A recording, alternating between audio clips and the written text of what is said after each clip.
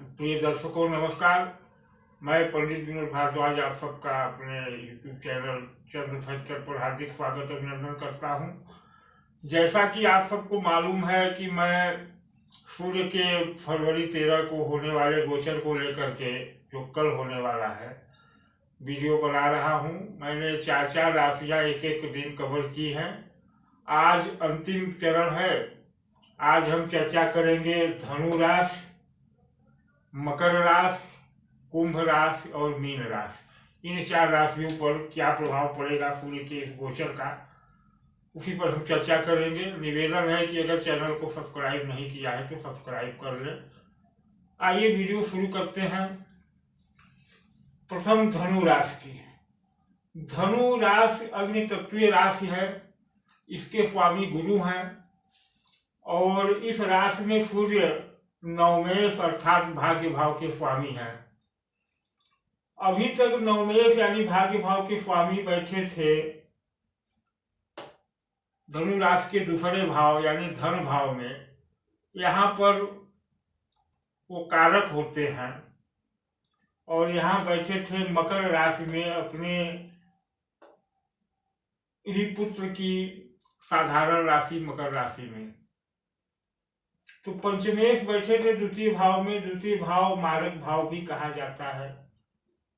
और चूंकि यहाँ पर बैठ करके शनि की राशि में अपने पुत्र, परंतु दोनों में सामंजस्य नहीं, दोनों में कोई स्थान नहीं, दोनों में कोई प्रेम नहीं, और इस स्थान पर वो मारक भाव में बैठे थे।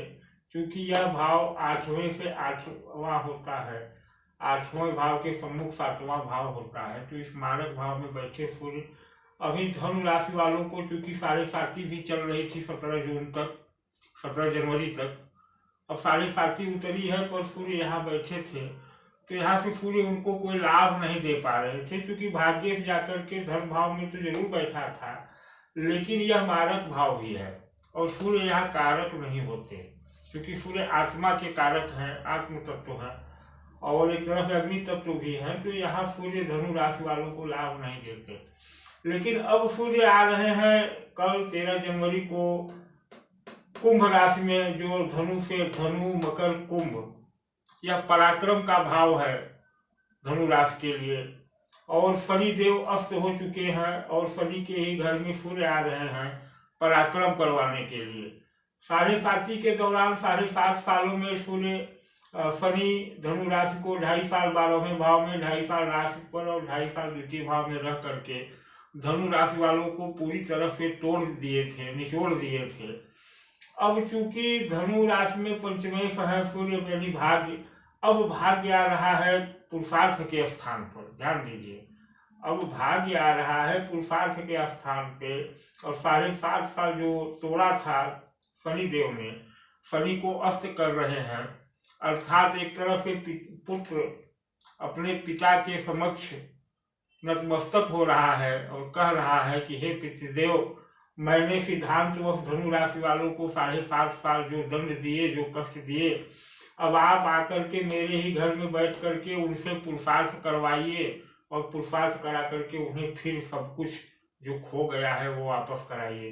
तो इस तरह से सूर्य का यह गोचर धनु राशि वालों के लिए पुरुषार्थ का कारण बनेगा, कर्म का कारण बनेगा और तब धनु राशि वालों की तरक्की होगी, उन्नति होगी।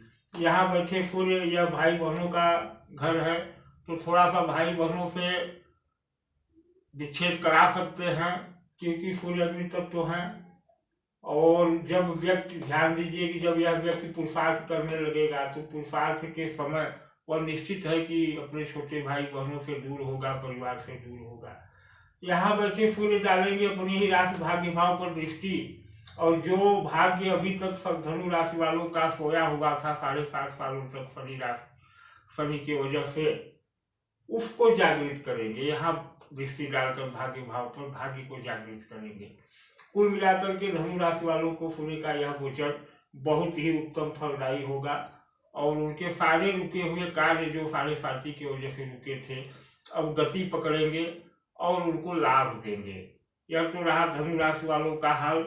अब अगर हम बात करें कि यहाँ मकर राशि बनेगी, मकर राशि का क्या हाल होगा, तो मकर राशि 10 नंबर की राशि और सूर्य यही थे, यही सूर्य थे हैं। तो अब राशि पर सूर्य थे और राशि पर सूर्य बैठ करके मकर राशि वालों को अपने ही राशि को 7वें भाव में देख रहे थे, यहाँ देख रहे थे। यह है पति पत्नी का भाव, पार्टनरशिप का भाव, और अपनी राशि में देख करके मकर राशि वालों को वृद्धि दे रहे थे। और चूंकि शनि मकर राशि में ही थे तो शनि की ढैया मकर राशि पर भी चल रही थी, मध्य ढैया, लेकिन अब यह ढैया भी उतरने की कगार पर आ गई है। कुंभ राशि में शनि आ गए हैं और शनि अस्त है। वैसे तो मकर राशि शनि की अपनी राशि है, ढैया का विशेष प्रभाव नहीं देते, कोई भी ग्रह अपनी राशि को प्रताड़ित नहीं करता, लेकिन चूंकि शनि न्याय के देवता है, सिद्धांत के देवता है, अगर वह अपनी राशि और गैर राशि के जातकों में फर्क करने लगेंगे तो उनका मान घट जाएगा, उनका सम्मान घट जाएगा। इसलिए कर्म सिद्धांत के अनुसार शनि अपनी भी राशि वालों को दंड दिया है। जिनके शनि कुंडली में कमजोर रहे होंगे, जिनके चंद्रमा कमजोर रहे होंगे, उनको शनि ने मकर राशि पर भी मध्य ढैया के अंतर्गत कष्ट दिया होगा। अब चूंकि शनि यहाँ आ चुके हैं, 17 जनवरी को उतरती ढैया प्रारंभ है, सूर्य यही है, 1 महीने से 13 फरवरी को यहाँ आ रहे हैं, तो शनि अस्त हो चुके हैं 5 फरवरी को। यहाँ आकर के सूर्य क्या करेंगे, तो यह कुंभ राशि है, वायु तत्वीय राशि, ध्यान दीजिए, यह भूमि राशि थी और यह वायु तत्वीय राशि है तो यह मारक भाव, परंतु सूर्य यहाँ आकर के अग्नि तत्वीय राशि में आएंगे तो अब अग्नि और वायु का मिलन होगा तो क्या होगा, ऊर्जा बढ़ेगी। अग्नि और जब वायु का मिलन होगा तो अग्नि बढ़ेगी, तेज बढ़ेगा। अब यहाँ ध्यान देने की बात यह है कि अगर मकर राशि के जातक उस तेज को, सूर्य की उस ऊर्जा को संभाल पाएंगे तो वह तरक्की करेंगे, धन में वृद्धि होगी। यहाँ बैठे सूर्य अपनी एकमात्र 7वीं दृष्टि अष्टम भाव पर डालेंगे जो कि उनकी अपनी ही राशि है, तो यहाँ बैठे सूर्य उम्र में, आयु में वृद्धि करेंगे। भूमि से संबंधित चीजों को जोड़ेंगे, यह पाताल का भाव है, तो इस राशि के जातक शनि, और शनि भी भूमि के नीचे के भाव का स्वामी होता है, ध्यान दीजिए, शनि भी भूमि के नीचे जो खनिज पदार्थ पाए जाते हैं उनका स्वामी होता है। और सूर्य यहाँ बैठ करके यही दृष्टि डालेंगे तो जो 7.5 की मध्य ढैया से इस राशि वालों के लिए दिक्कतें थी, अब सूर्य यहाँ बैठ करके पाताल के नीचे पाई जाने वाली चीज़ों से इस जातक को जोड़ेंगे, इससे संबंधित व्यवसाय देंगे। यह गुप्त विद्याओं का भाव है, या जमीन के नीचे के वस्तुओं का भाव है, तो गुप्त विद्याओं अर्थात ज्योतिष तंत्र इत्यादि से भी जोड़ेंगे। और कुल मिलाकर के यहाँ बैठे सूर्य आयु में वृद्धि करते हुए लाभ तो बहुत नहीं बना पाएंगे, लेकिन सूर्य की दृष्टि यहाँ पड़ेगी तो यह जो पाताल लोक है, यानी अंधकार का लोक है, पाताल का मतलब अंधकार भी होता है, तो वहाँ प्रकाश डालेंगे। अब आपके अंदर जो अंधकार छा गया था, यानी जब 7.5 की मध्य ढैया थी तो आपके काम बिगड़ रहे थे, आपके मन में एक तरह से अंधकार हो गया था कि कुछ नहीं होने वाला है, सब कुछ गड़बड़ ही हो रहा है, तो उस अंधकार को सूर्य दूर करेंगे, आपके मन के अंधकार को 1 महीने सूर्य दूर करेंगे, और तब आपके अंदर उत्साह जगेगा और आप आगे बढ़ने की बात करेंगे, आगे बढ़ने की सोचेंगे, और इस तरह से आप इस महीने सूर्य आपको जागृत करेंगे, आपके अंदर उत्साह का संचार करेंगे, आपके मन में जो अंधकार है उसको दूर करेंगे। तो आपके तैयारी का यह महीना है आगे बढ़ने के लिए, क्योंकि अब 7.5 उतर रही है, शनि कुंभ राशि में आ चुके हैं, 13 मार्च के बाद जागृत होंगे, तो शनि जहाँ बैठते हैं वहाँ वृद्धि करते हैं, तो यह धन भाव है, तो धन भाव की वृद्धि करेंगे। वृद्धि कैसे करेंगे, जब आप कर्म करेंगे, कर्म करने के लिए आपको तैयार होना होगा। अभी तक आप अंधकार में खोए थे, सूर्य तैयारी कराएंगे, यहाँ प्रकाश डालेंगे तो यह अंधकार दूर होगा और आप पुरुषार्थ के लिए अग्रसित होंगे। और सूर्य जब 13 मार्च के बाद यहाँ आ जाएंगे पुरुषार्थ के क्षेत्र में, तो अभी 1 महीने आप तैयारी में हैं, शनि भी जागृत हो जाएंगे, तो अगले महीने से 13 मार्च के बाद तो आप पुरुषार्थी हो जाएंगे, लेकिन यहाँ बैठे सूर्य आपको पुरुषार्थ की तैयारी करेंगे। आपके मन में जो अंधकार हो गया है, निराशा हो गई है, उसको दूर करेंगे।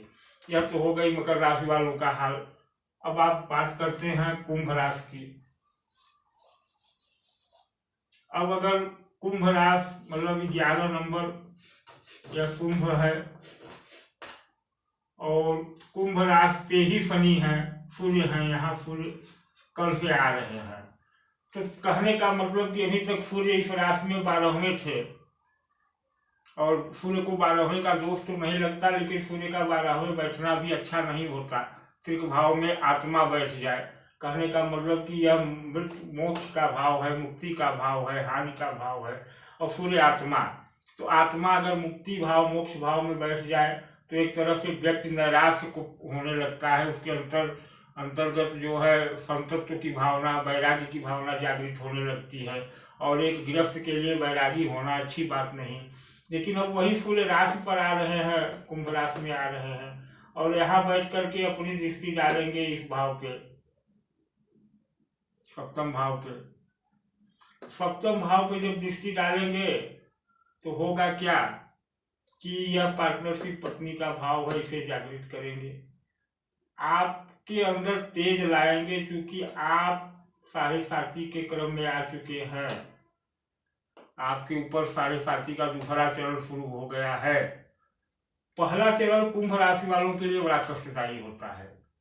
कुंभ राशि वालों के लिए शनि जब उनके 12वें आते हैं तो पहला 2.5 वर्ष कष्टदायी होता है। तो कुंभ राशि वाले जो 2.5 साल कष्ट झेले हैं, अब शनि भी यहाँ आ गए हैं तो यहाँ आकर के शनि वृद्धि करेंगे। अभी तो अस्त है, 13 मार्च को जागृत होंगे तो लग्न की वृद्धि करेंगे, राशि की वृद्धि करेंगे, क्योंकि इनकी मूल त्रिकोण राशि है।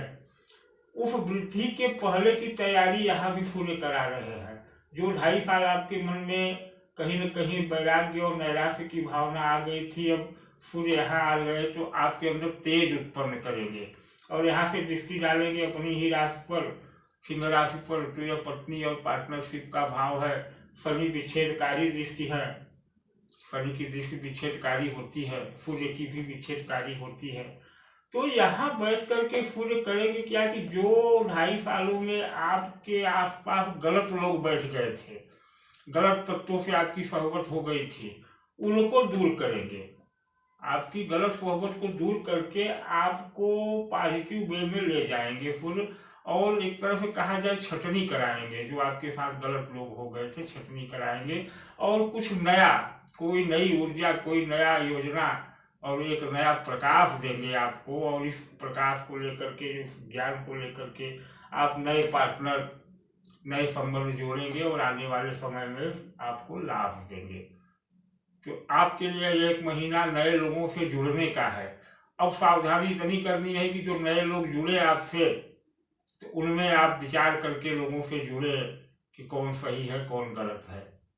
तो इस तरह से कुंभ राशि वालों का भी सूर्य का गोचर उनको बहुत बड़ा लाभ तो नहीं देगा। जो आप जरूर वीडियो टीवी यूट्यूब पर देख रहे हैं उस पर मत जाइए, यह गोचर आपके लिए बहुत लाभ नहीं देगा। 1 महीने में आपकी दुनिया नहीं बदल जाएगी। लेकिन हो क्या कि जो आपके आसपास गलत लोगों से सोहबत हो गई थी उसको दूर करेंगे सूर्य और शनि दोनों मिलकर के। अब बात करते हैं मीन राशि की।